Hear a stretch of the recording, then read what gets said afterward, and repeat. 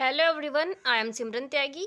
और इस वीडियो में हम जानने वाले हैं कि आफ्टर 12th बीएससी करना कितना सही होता है। So let's start. सबसे पहले हम देखेंगे कि बीएससी में एडमिशन लेने का प्रोसेस क्या होता है। अगर आप किसी अच्छी यूनिवर्सिटी में एडमिशन लेना चाहते हैं तो क्या होता है, उसके लिए आपको एंट्रेंस एग्ज़ाम देना होता है। जैसे कि मान लीजिए अगर आपको ड्यू में लेना है या फिर एएमयू में लेना है, अलीगढ़ मुस्लिम यूनिवर्सिटी या दिल्ली यूनिवर्सिटी में लेना है, तो आपको एंट्रेंस देना ही होगा। इसके अलावा अगर आप लेना चाहते हैं किसी गवर्नमेंट कॉलेज में एडमिशन, तो गवर्नमेंट कॉलेज में क्या होता है, मेरिट लगती है, मेरिट बेस पे एडमिशन होता है। जैसे कि हमारा आरजी कॉलेज हुआ मेरठ में, और मेरठ कॉलेज मेरठ हुआ, या फिर एनएएस कॉलेज, तो इनमें क्या होता है, मेरिट बेस पर एडमिशन होता है गवर्नमेंट कॉलेजेस में। इसके अलावा अगर आप किसी प्राइवेट कॉलेज में एडमिशन लेते हैं अपने आसपास के, तो प्राइवेट कॉलेज में जो एडमिशन का प्रोसेस होता है उसमें डायरेक्ट एडमिशन होता है। आप जाएंगे कॉलेज में और अपना डायरेक्ट एडमिशन करा लेंगे। ठीक है, रजिस्ट्रेशन जो होता है वो कराते हैं, फिर उसके बाद में कॉलेज वाले, अगर आप प्राइवेट कॉलेज में एडमिशन लेते हैं। इसके बाद देख लेते हैं हम कि फ़ीस स्ट्रक्चर क्या है। तो जो हमारी फ़ीस है वो बीएससी की कितनी होती है। अगर आप गवर्नमेंट कॉलेज में एडमिशन लेते हैं तो उसकी फ़ीस बहुत ही कम होती है।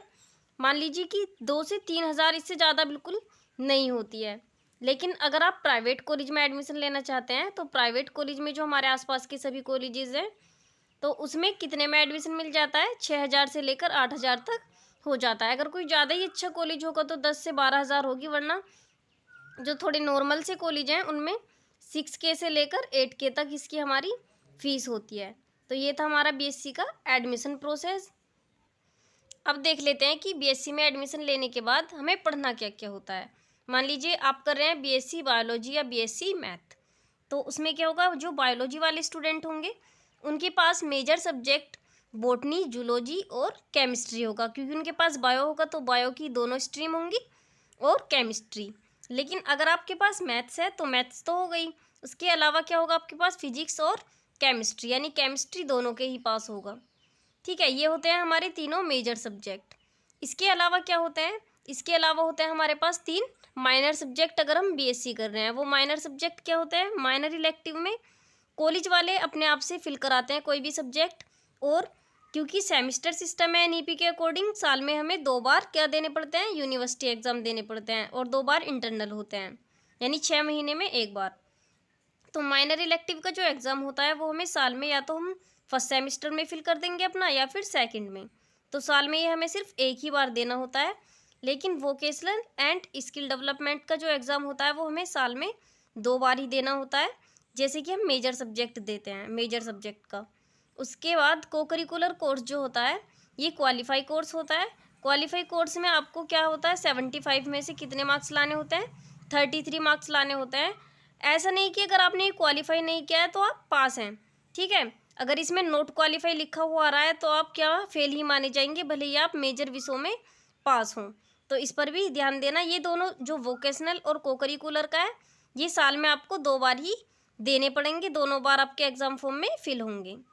उसके बाद क्या होता है कि जो बीएससी फर्स्ट ईयर और सेकेंड ईयर है, इनका प्रोसेस तो सेम होता है कि हमारे पास 3 मेजर सब्जेक्ट हैं, 3 माइनर सब्जेक्ट हैं। लेकिन बीएससी थर्ड ईयर में थोड़ा सा रूल चेंज हो जाता है। वो क्या है, मैं बताती हूँ आपको कि बीएससी थर्ड ईयर में हमको 2 सब्जेक्ट चूज़ करने होते हैं मेजर के। मान लीजिए कि आप बायो वाले जो हैं वो बॉटनी छोड़ रहे हैं, जूलॉजी या केमिस्ट्री ले रहे हैं। ठीक है, और ऐसा नहीं है, कोई भी आप इनमें से छोड़ सकते हो, 2 चूज़ करने हैं हमें। और मैथ्स वाले भी एक सब्जेक्ट छोड़ के ये 2 चूज़ कर लिए या फिर ये 2 चूज़ कर लिए। तो क्या होगा, इनकी दो दो हमारे पास सब्जेक्ट है मेजर, इनके 2-2 पेपर होंगे, तो यानी कि इनके 4 पेपर हो जाएंगे मेजर विषय के। तो क्या करना है हमें, चूज़ 2 मेजर सब्जेक्ट और ईच सब्जेक्ट 2 पेपर। प्रत्येक के 2-2 पेपर होंगे, 4 पेपर हो गए हमारे मेजर सब्जेक्ट के। और को करिकुलर जो है, को करिकुलर आपको 5th और 6th सेमेस्टर में भी आपको भरना होगा, और को करिकुलर का जो कोर्स है वो क्वालिफाई करना होगा। उसके बाद हमें एक जो होता है 5th सेमेस्टर में, यानी कि थर्ड ईयर के 5th सेमेस्टर में, एक और हमें क्या करना पड़ता है, माइनर रिसर्च प्रोजेक्ट जो होता है ये हमें चूज़ करना पड़ता है। अगर आपने जैसे कि जूलॉजी लिया है तो जूलॉजी का ही माइनर रिसर्च प्रोजेक्ट आप लेंगे, या फिर आपके पास 2 सब्जेक्ट है जूलॉजी बॉटनी, तो आप बॉटनी का रिसर्च प्रोजेक्ट भी ले सकते हैं। मैथ्स में अगर आपके पास मैथ्स है, मैथ्स में रिसर्च प्रोजेक्ट ले सकते हैं। फिजिक्स का, किसी का भी जो आपके पास 2 मेजर विषय हैं उनका रिसर्च प्रोजेक्ट आपको एक चूज़ करना होगा। बीएससी करने के बाद हमें क्या मिलता है, ठीक है।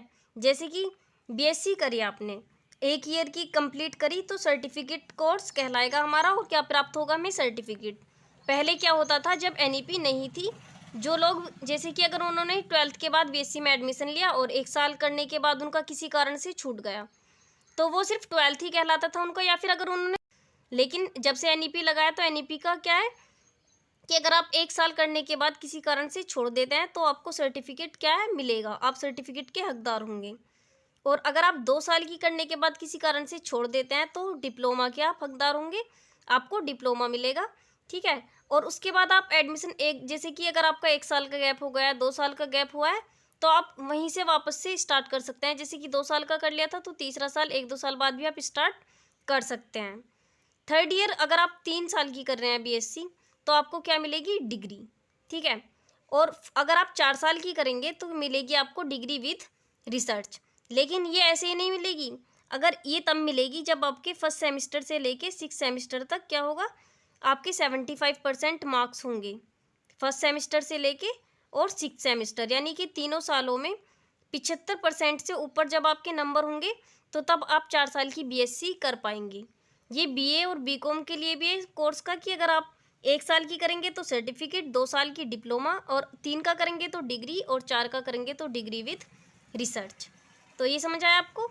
इसके बाद देख लेते हैं कि हमारे पास करियर ऑप्शंस क्या हैं या जॉब ऑप्शंस क्या हैं आफ्टर बीएससी। बीएससी करने के बाद आप टीचिंग तो कहीं भी कर सकते हैं, देखिए प्राइवेट कॉलेज में टीचिंग के लिए आप कहीं भी अप्लाई कर सकते हैं।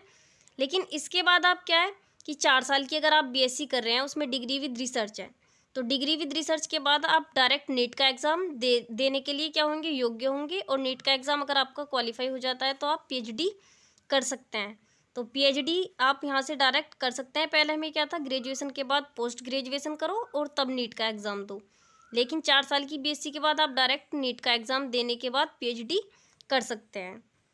और इसमें जॉब ऑप्शन से हमारे साइंटिस्ट बन सकते हैं, रिसर्च एसोसिएट, प्रोफेसर बन सकते हैं, और लैब केमिस्ट भी बन सकते हैं। और भी काफ़ी सारी अपॉर्चुनिटीज़ हैं, आप लोग भी जानते होंगे। Thank you.